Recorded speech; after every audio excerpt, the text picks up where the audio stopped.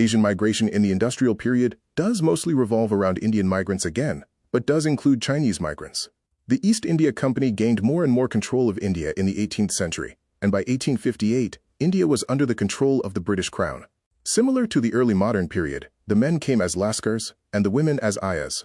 There were also those who came to Britain for education, an example being Cornelia Sorabji, who came to study at Oxford University in 1889.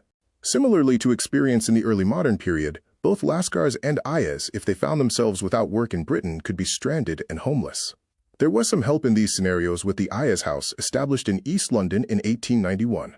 There was also the Strangers' Home for Asiatics, Africans and South Sea Islanders, created in 1857 that relied on charity but supported the Lascar sailors.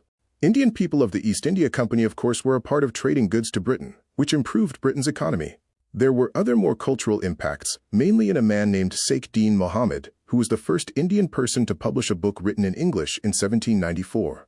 In 1810, he opened an Indian restaurant, and in 1814 he opened an indoor bathhouse in Brighton. Dadabhai Naoroji was the first Indian person elected to the British Parliament in 1892, and the first mosque to open in Britain was opened in 1889.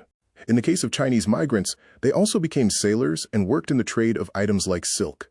While waiting in Britain, they began to establish communities in coastal cities like Liverpool, and also more central like East London.